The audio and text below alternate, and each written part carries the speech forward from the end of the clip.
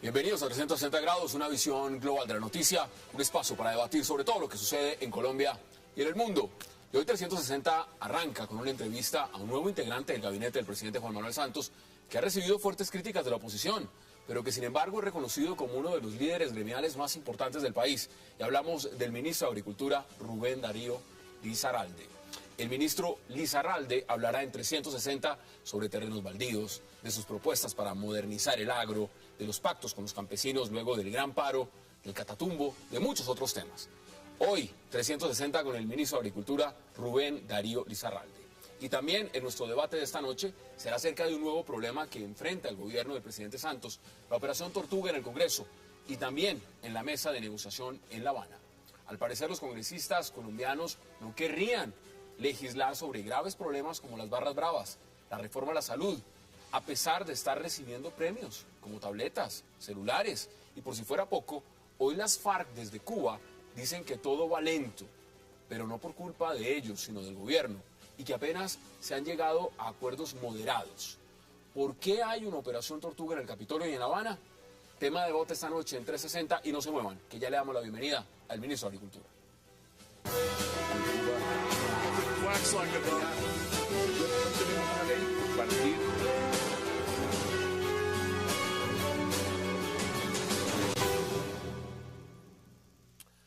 Y qué placer darle la bienvenida esta noche a 360 al señor ministro de Agricultura, Rubén Darío Risaralde. Ministro, qué placer y gracias por aceptar esta invitación. Muchas gracias por invitarme. Mire, muchos temas. ¿Le tocó una papa caliente a usted? No, me tocó el Ministerio de Agricultura en el momento más importante de este gobierno. ¿Cómo le dejó el ministerio y verlo en perspectiva? Pues antes estuvo Juan Camilo Restrepo, pero también estuvo el ministro Estupiñán muy poco tiempo.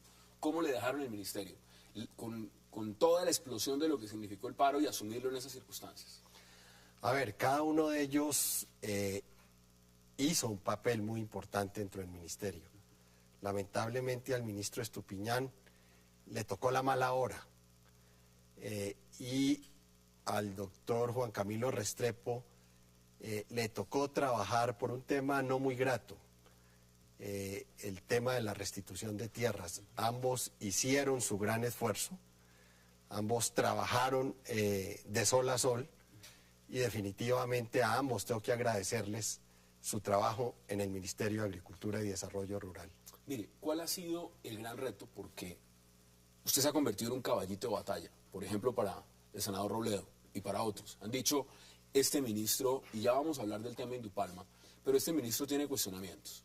El modelo que aplicó en Indupalma y todo lo que eso ha significado no es bueno para el país. Usted también ha hablado, y me he dedicado a leer mucho lo que usted ha propuesto, usted ha hablado de que la agricultura colombiana debe ser sometida a un proceso de gran reconversión.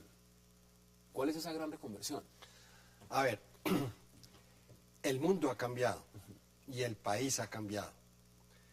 Nosotros hemos heredado una ruralidad y una agroindustria que no es la más adecuada para enfrentar esa globalidad.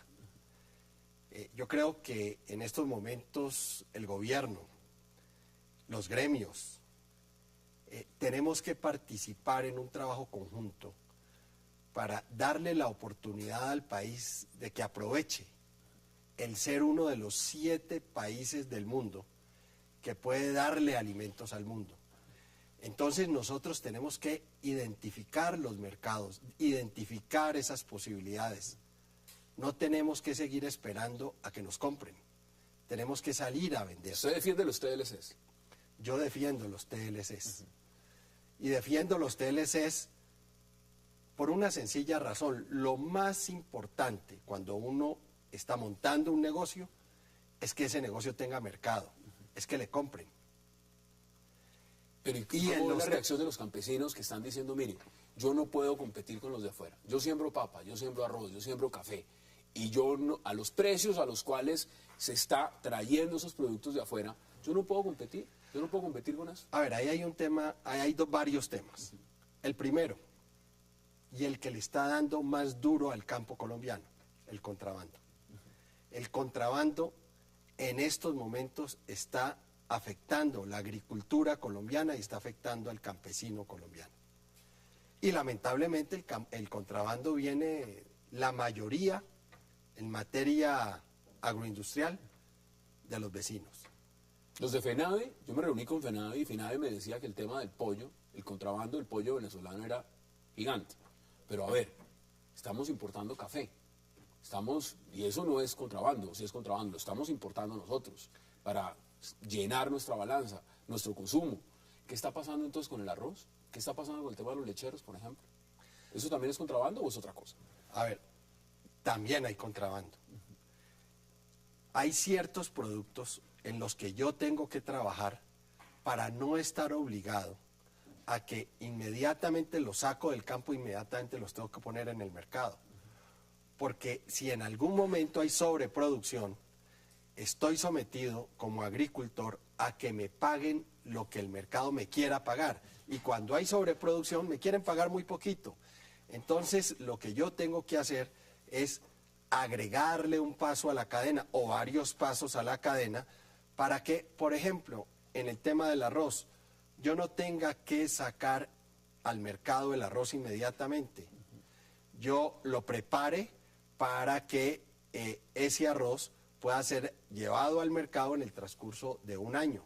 Entonces yo lo iré sacando en la medida en que el mercado lo va requiriendo. ¿Igual con la papa, por ejemplo? ¿Igual con otros productos? Igual con otros productos. En el caso de la papa hay que estudiarlo un poco más a fondo y hay que de pronto colocar otras variedades que permitan ser precocidas y congeladas y también llevarlas al mercado en el momento adecuado. Mire, los arroceros, el sector cafetero, usted ha tenido un fuerte choque, digamos, con la Federación de Cafeteros. Ha dicho que tienen que pedirse un sacudón. ¿Qué está haciendo la Federación de Cafeteros? Porque eso es uno de los sectores vitales de la economía colombiana. ¿Usted cree que no están haciendo nada? ¿Esa federación funciona o no funciona? No, a ver, yo no puedo decir que no estén haciendo nada. Por supuesto que están haciendo, por supuesto que tienen un trabajo muy importante.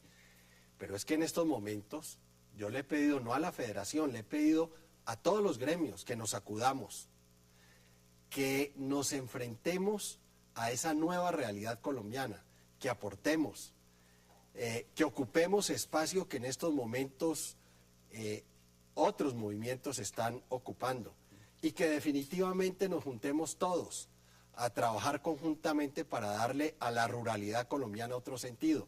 En el caso de la Federación Nacional de Cafeteros, simplemente les he dicho, si no le podemos asegurar a los nuevos cafeteros, a esos campesinos que empiezan a sembrar café, a los que están recibiendo tierras en el programa de restitución de tierras que siembran café, si no les podemos asegurar un precio equitativo, justo, un precio no de sobrevivencia, sino de negocio, pues no promovamos más la siembra. Y ¿Y qué le dicen los cafeteros que llevan sembrando café, una cultura cafetera, me imagino, dentro del marco de país? Le diga, oiga, cambiemos de producto. Si eso no funciona, hay que cambiarlo. A ver, yo no estoy planteando que cambiemos de producto. Inclusive, la federación en estos momentos está en un programa muy agresivo de renovación de cultivos. Eso hay que apoyarlo. ¿Con subsidios? En estos momentos los cafeteros están recibiendo subsidios y precisamente ahí es donde nosotros entramos a hacer un planteamiento.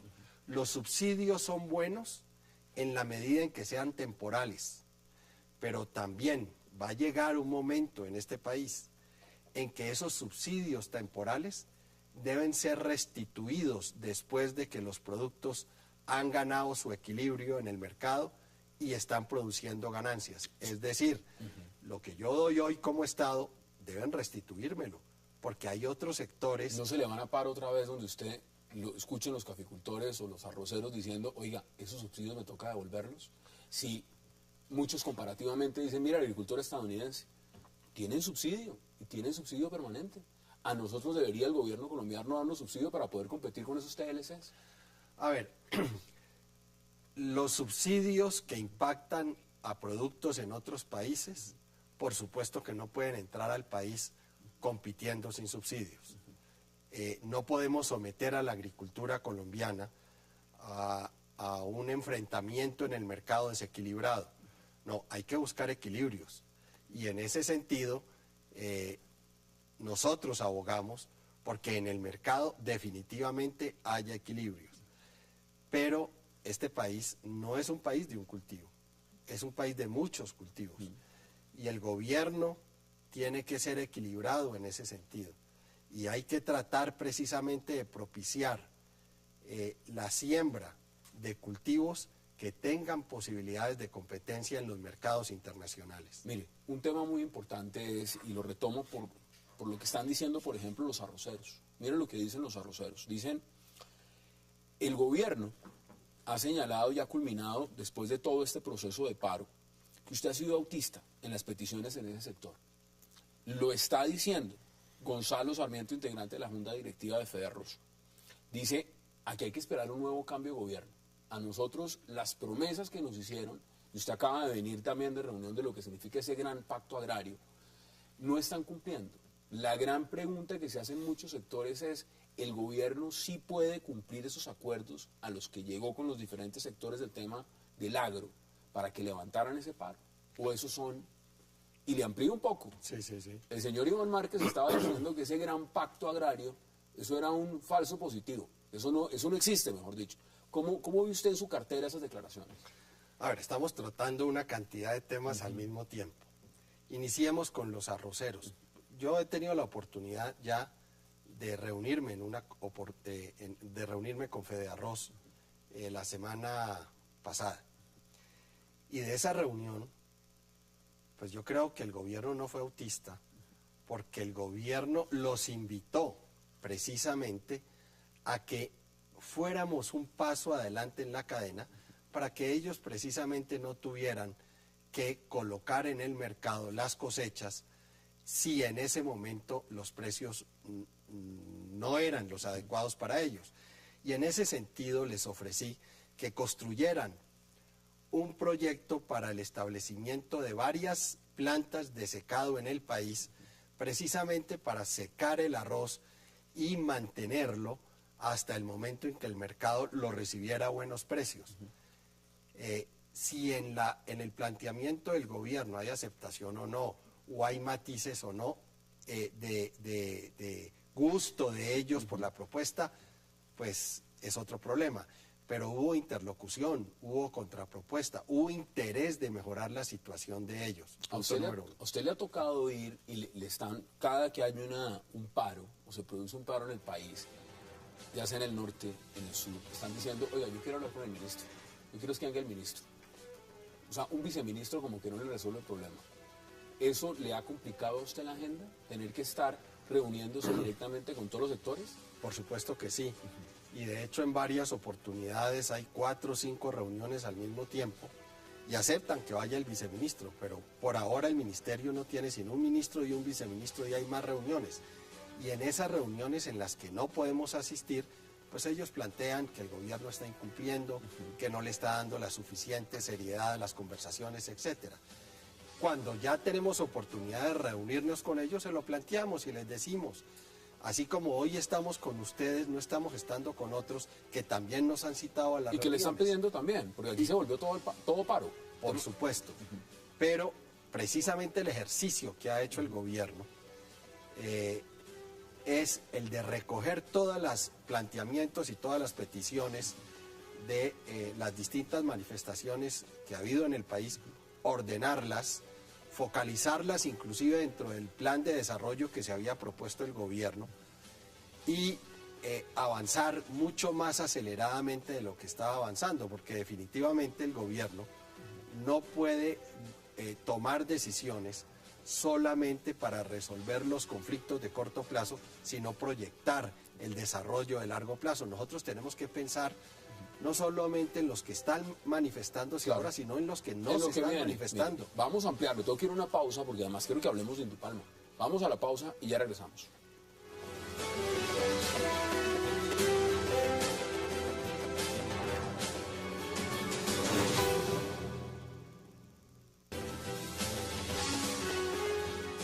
Regresamos a 360 y nos encontramos con el señor ministro de Agricultura, Rubén Darío Lizarralde. Ministro, vamos a Indupalma. Ese tema es caliente y a usted, el senador Robledo y otros no han hecho sino hablar del tema de Indupalma y los baldíos. Usted defiende ese modelo. Cuénteme por qué defiende el modelo Indupalma. A ver, yo quiero hacer una claridad. Yo hoy soy ministro de Agricultura. Ya dejé de ser gerente de Indupalma. Indupalma quedó atrás. Permitió, por supuesto, que hubiéramos empezado a trabajar en un modelo que desde el sector privado impactó a campesinos, llamo yo desposeídos, campesinos que ni siquiera tenían un centímetro de tierra. Yo, de aquí en adelante, voy a aceptar del senador Robledo y de todo su equipo la discusión en función de los modelos, porque el país no resiste un modelo. En el país se pueden establecer muchos modelos. Por ejemplo, para la pequeña economía familiar hay un modelo muy interesante que ha tenido un desarrollo muy importante en Brasil, por ejemplo. Ese es un modelo para tener en cuenta. El modelo de los campesinos del Magdalena Medio, donde hicimos propietarios a campesinos que hace 11 años no tenían ni un centímetro de tierra y hoy tienen un proyecto o un negocio que está valuado en más de 40 millones de dólares. También hay otros modelos. ¿Pero con terrenos baldíos? Porque la pregunta que muchos se hacen, ministro, es la siguiente. Dicen, bueno, usted su hoja de vida tiene, antes de llegar al ministerio, que haber pasado por otros sitios. Sí. Evidentemente, Indupalma fue una parte fundamental en su carrera. Sí. El cuestionamiento que le hacen es, acaba de caer o renunciar el señor embajador en Washington, Urrutia, por el tema del manejo de las triquiñuelas y de todo lo que fue la adquisición de esos baldíos. Sí. Cuando se menciona Indupalma, está vinculado claramente al tema de baldíos. Y lo primero que preguntan es, ¿cómo vamos a poner un ministro en la cartera de Agricultura que haya tenido algún manejo irregular con tema de baldíos en Colombia? Usted, esa crítica directa que le hacen, ¿cómo la recibe? Eso, como persona voy a responder. En ninguno de los proyectos que promovimos se promovió con base en baldíos. En ninguno. Yo tuve la oportunidad de decirle al senador Robledo ya y decirle al representante del Polo en la Comisión Quinta. Borro. No, el otro. Arias. Tuve la oportunidad de decirle, mírenme y lean mis labios. Nunca nadie utilizó terrenos baldíos en este proceso. No hubo acumulación de unidades agrícolas familiares. Le queda muy difícil a la gente pensar que dentro de la legalidad se puedan hacer las cosas. En ese sentido, estoy totalmente tranquilo, no tengo absolutamente ningún problema y las verdades a medias que ellos han manejado las asumo perfectamente y las puedo controvertir con toda tranquilidad. Usted dice, yo lo separo como individuo y como ministro. Claro, porque es increíble, y eso sí no quiero, que una empresa que no ha hecho sino trabajar, no solamente por crecer su capital, sino por crecer el capital de los más pobres, en estos momentos, por un debate político, por un interés político de un sector parlamentario, vayan a hacerle daño a una empresa que no ha hecho sino hacer bien en este país. Que me lo hagan a mí, que me lo busquen hacer a mí, pero separemos completamente a Rubén Darío Lizarralde como ministro de Agricultura de esa empresa que no ha hecho sino trabajar por los demás también. Cuando hay campesinos que dicen, mire, a mí llegó Indupalma y si no hubiera llegado Indupalma, nosotros no hubiéramos podido salir adelante. Hay otros también que dicen, los riesgos los corrí yo con mi tierra. Y yo lo que hice fue perder y prácticamente Indupalma era un capataz. ¿Esa política es real en el marco de lo que significó toda la ampliación del tema de palma en Colombia? No es real. Es cierto que ha habido dificultades con algunos campesinos. de aproximadamente algo más de 500, ha habido dificultad con 2 campesinos, porque el problema lo han estimulado un periodista de Vanguardia Liberal y un abogado de la zona que fungieron como campesinos y se metieron en un proyecto de campesinos. Con los 2 campesinos que hubo adicionalmente problemas, en su momento, además, yendo más allá de las responsabilidades de la empresa, los apoyaron, pero lamentablemente ellos se dejaron conquistar de quienes no sé qué estaban buscando, para además hoy tratar de plantear que lo que se había hecho no era tan bueno, que la empresa era capataz y no tenía ninguna consideración con ellos, y que además ellos eran los que corrían con los riesgos y la empresa no. No, si la empresa inclusive es trabajador de ellos, porque ellos son los dueños de la tierra, son los dueños del cultivo. Por supuesto, es de ellos. Pero además, cuando se han presentado ejercicios donde se les ha dicho, vendan la tierra, no quieren vender la tierra con el cultivo, porque ellos saben que han ganado un gran valor. Terminan solicitando algunos beneficios de corto plazo, pero ellos saben que lo que ellos tienen vale muchísimo más. ¿Estando en Indupalma por solos? Bueno, ahora, mira, acá hay un tema, porque el tiempo nos corre. Sí. Usted está en el ministerio donde se está manejando lo que muchos consideran el punto fundamental de lo que está pasando en La Habana. Es el tema de la tierra. Así es. Es el tema agrario, fue el primer punto que se discutió. Esa responsabilidad le recae a usted, le recae a su ministerio. ¿Cómo ve lo que se está negociando? Que no sabemos, pero podemos hablar de zonas de reserva campesina, podemos hablar del tema de seguridad alimentaria, podemos hablar del tema de repartición de tierras. Todo eso está incluido en el tema agrario. ¿Usted cómo ve esos puntos vitales de lo que es el acuerdo de paz? ¿Qué pasan por su ministerio? Todo eso es armonizable. Mire esto. En Colombia, del 100% de la tierra que se puede sembrar, solamente está sembrada el 30%. ¿Hay mala distribución entonces? No, hay un 70% que se puede sembrar y que se debe sembrar. Aquí hay espacio para todo el mundo. Hay espacio para los pequeños, para los medianos y para los grandes. Ahora, mi llamado es a que en ciertas zonas del país, donde es muy difícil desarrollar proyectos productivos, los grandes acojan a los pequeños y los acompañen en ese proceso. Este es el momento en Colombia, en todos los sentidos y en todos los aspectos, el momento de la solidaridad, de trabajar los grandes por los pequeños, de educar al pueblo colombiano, incluido el campesino, en una educación donde fortalezcamos su preparación en los procesos productivos, donde inclusive también los enseñemos a ser empresarios. Hay que cambiar la mentalidad, el chip agrícola. Mire, acá los expertos en el tema agrícola dicen, en Colombia no ha existido política agrícola. Esto no es un tema de ministro, esto es un tema de que no ha existido ese campo, y cambiar el chip y la mentalidad es la parte fundamental. ¿Qué es el pacto rural entonces? Precisamente, aterrizó donde tenía que aterrizar. El gran pacto agropecuario que compromete la ruralidad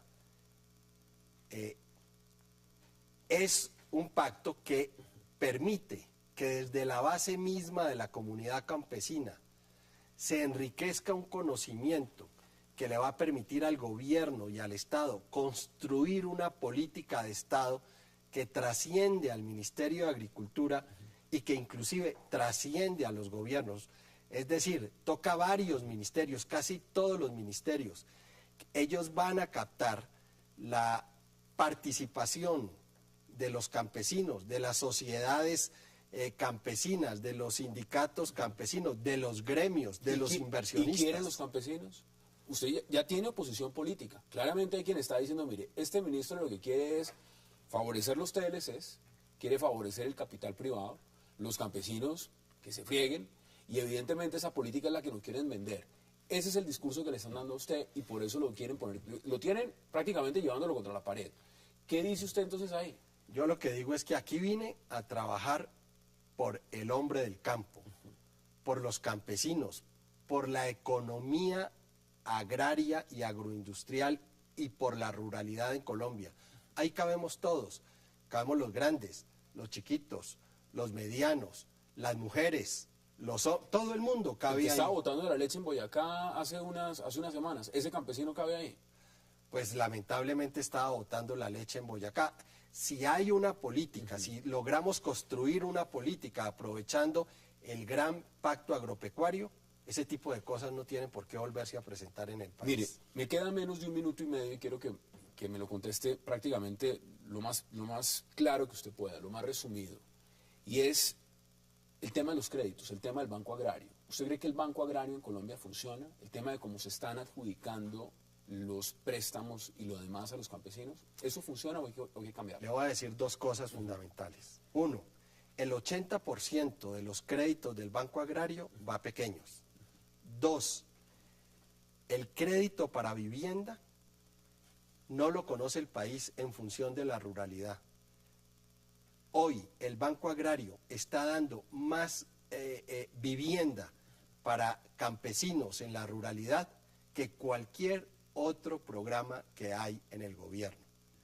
Y tres, vamos a trabajar por fortalecer el crédito, microcrédito para los campesinos. O sea, usted va a construir más casas que Germán Vargas Lleras prácticamente. Pues en estos momentos se han entregado más casas en la ruralidad colombiana que en las zonas urbanas. Cuénteme, ¿se puede hacer una reforma, una transformación de política agraria en Colombia sin el Ministerio de Transporte, sin vías, sin infraestructura? ¿Cómo se hace? ¿Cómo el campesino que le están llevando subsidio al terreno va a sacar el producto si no hay vías? Fíjese que le respondí una cosa.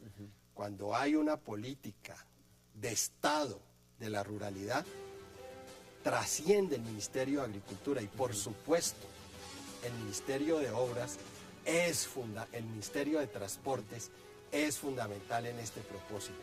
Se requiere del Ministerio de Transporte, se requiere el Ministerio de Educación, se requiere el Ministerio de las TICs, se requiere el Ministerio del Medio Ambiente. Todas. Se requiere el Ministerio de Salud. Es decir, todos los ministerios están comprometidos con la ruralidad. El Ministerio de Agricultura no puede transformar y fomentar una política de Estado para la ruralidad solo. Requiere de todos los demás ministerios. Bueno, ministro, tiene 1 año, si es que el presidente Juan Manuel Santos no va a la reelección y entonces tendría más tiempo. Ojalá en 1 año se pueda cumplir toda esa agenda. Un verdadero placer y gracias por aceptar la invitación. Muchas gracias. Estamos trabajando muy intensamente y seguiremos trabajando muy intensamente por el hombre del campo colombiano. Mucha suerte y aquí lo esperamos de nuevo en esta mesa. Muchas gracias. Vamos a la pausa porque de regreso vamos a hablar de un plan Tortuga que está en el Congreso, pero también está en Cuba. Ya regresamos.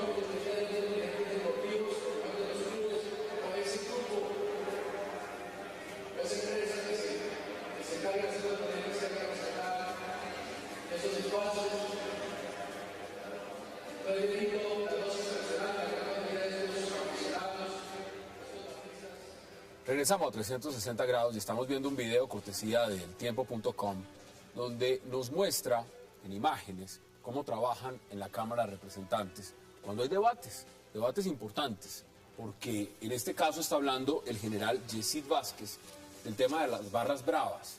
Algunos dirán que es tema de sonido, otros podrán decir que es la acústica, el eco, pero lo que uno ve en las imágenes es que están pendientes de cualquier cosa menos de lo que está diciendo el general Vázquez.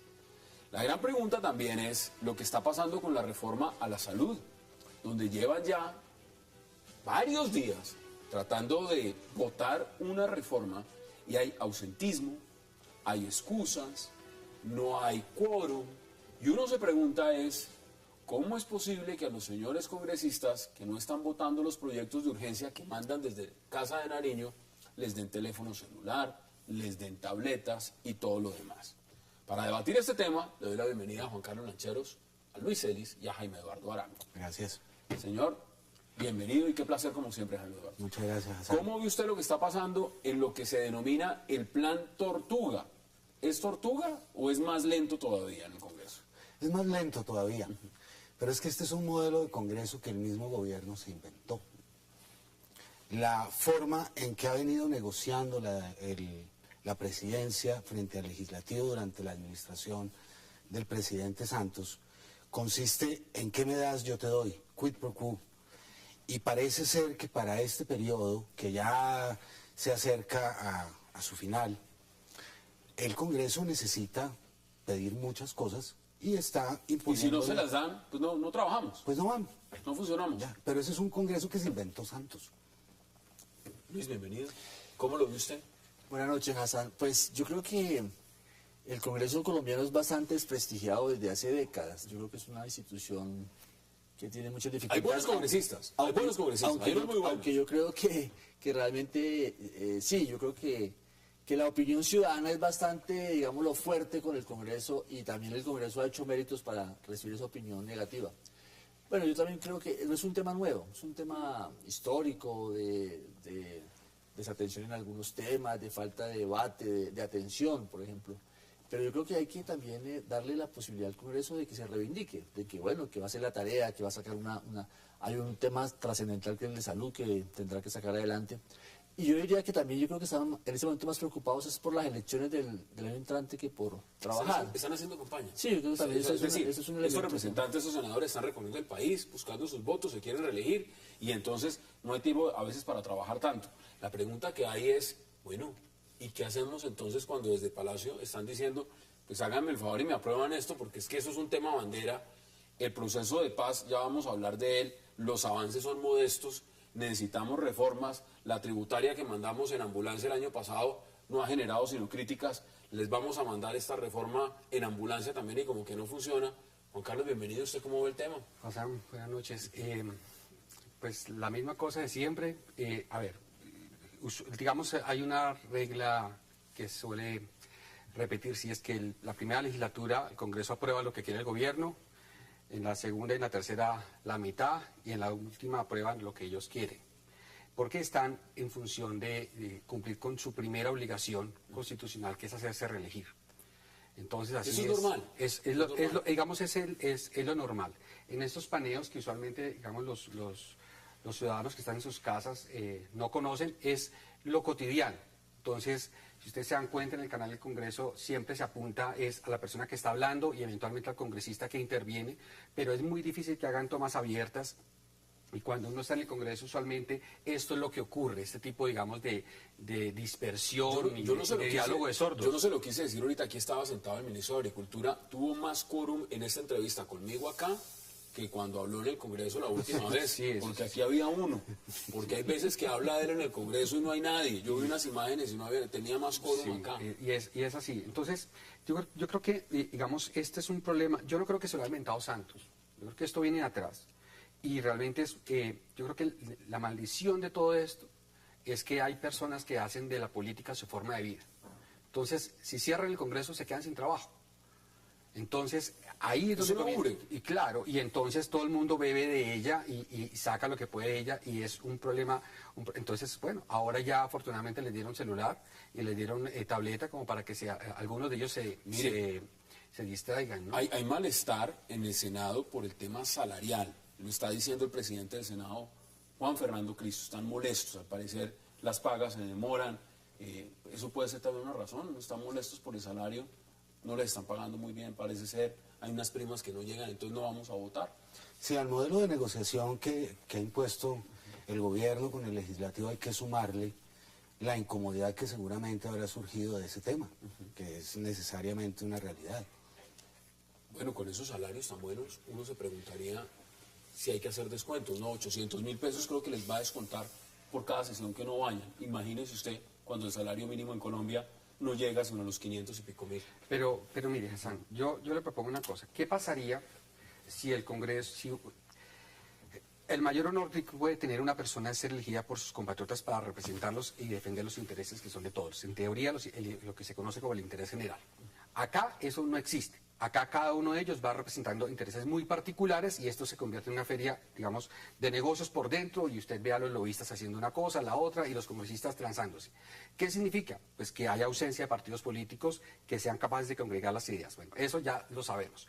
¿Qué tal si de pronto le quitamos el salario a los congresistas? No, pues imagínese, pues lo que estamos viendo. Sí, Estoy abriendo aquí primera claro. página del Medio Nacional. El presidente Santos hace llamado a congresistas para aprobar la reforma a la salud.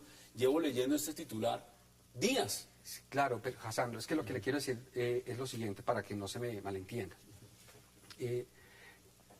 Comencé diciendo que justamente los políticos lo que hacen es hacer de la política su forma de vida. Y entonces se sienten con el derecho de una remuneración, de recibir unos teléfonos, de recibir unas tabletas, y no les importa lo que ocurre afuera del Congreso para absolutamente nada. Porque, digamos, toda la política está al servicio de ellos. Usted ahorita va a plantear el tema de la reforma a la salud. Así es. Es decir, aquí esto se va a volver a mover cuando fallezca un niño en una sala de urgencias y entonces salgan los medios a denunciarlo y entonces ahí sí salen los congresistas a aprobar cualquier cosa. Y ahí van a decir que ya no tienen Claro. impedimentos y ahí va a Y haber no porno, y ahí solamente todo lo eso, demás. es que lo más triste de todo esto es que el de los problemas de impedimento, el debate de impedimentos es más largo que el debate de la reforma a la salud. Pues lo estamos viendo. Entonces uno dice, ¿qué es lo que van a aprobar? Yo le voy a vaticinar nuevamente. Uno, lo van a aprobar. ¿Por qué? Porque legislativamente tienen plazo hasta junio para hacerlo. Entonces, ¿de qué depende la urgencia? Pues depende de sus propios intereses. Allá mirarán. Ahorita viene presupuesto. Entonces vamos a ver a ellos, algunos de ellos, cómo les va en el reparto del presupuesto. Dependiendo de qué tanta mermelada se reparta, pues ellos mirarán. Y mientras tanto, los colombianos y la Sí, salud de pero ellos. es el que está esperando el tema Bueno, no, el que no. está esperando ahorita en una es cama. más importante para ellos. En vez de estar pensando en los intereses de la gente, en la salud de los ciudadanos, están pensando en los 800.000 pesos que le van a descontar en la próxima mesa. ¿No es macabro ese panorama?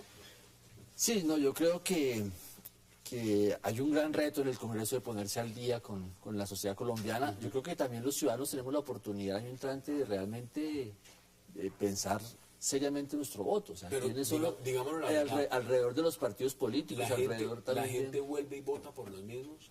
Es decir, elige a los mismos congresistas. Porque esta historia ustedes lo están diciendo, no lo digo yo, esto no es nuevo. Esta historia se repite en cada legislatura. Es decir, vamos a volver a tener los mismos en el Congreso.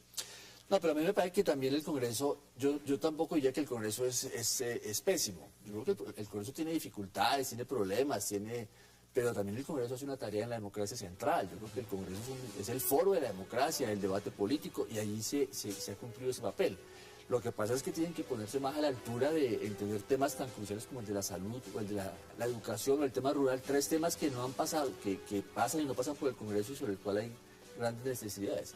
Pero yo creo que el año entrante habrá un nuevo Congreso y los partidos políticos creo que tienen que colocar, digámoslo, Cuotas personas importantes, que trabajen y que representen ideas, ¿no? Bueno, vamos a la pausa porque este era uno de los Plan Tortuga. Vamos a hablar del otro, que al parecer está en Cuba. Ya regresamos.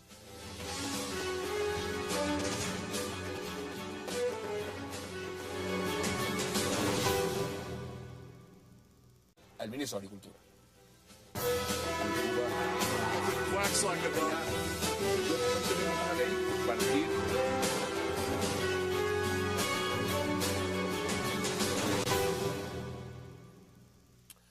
Y qué placer darle la bienvenida esta noche al 360 al señor ministro de Agricultura, Rubén Darío Risarralde.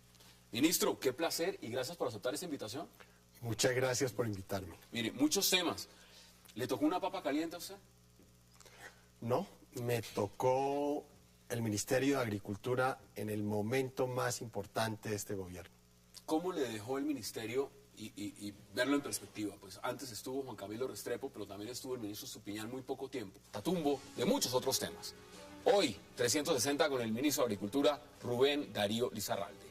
Y también en nuestro debate de esta noche será acerca de un nuevo problema que enfrenta el gobierno del presidente Santos, la Operación Tortuga en el Congreso y también en la mesa de negociación en La Habana.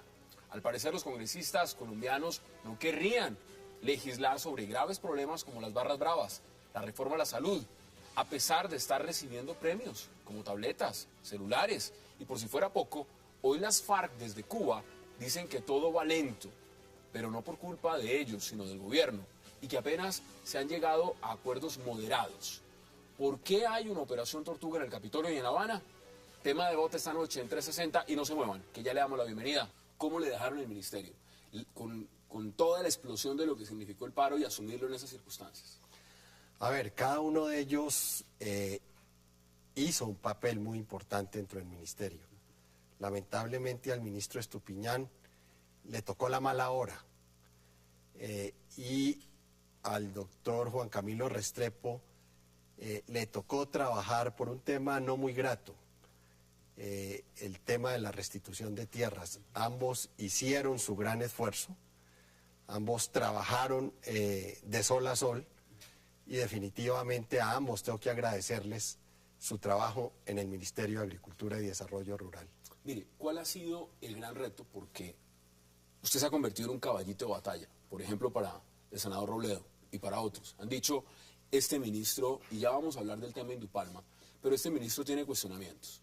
El modelo que aplicó en Indupalma y todo lo que eso ha significado no es bueno para el país. Usted también ha hablado, y me he dedicado a leer mucho lo que usted ha propuesto, usted ha hablado de que la agricultura colombiana debe ser sometida a un proceso de gran reconversión. ¿Cuál es esa gran reconversión? A ver, el mundo ha cambiado y el país ha cambiado. Nosotros hemos heredado una ruralidad y una agroindustria que no es la más adecuada para enfrentar el... Tenemos una ley por partir.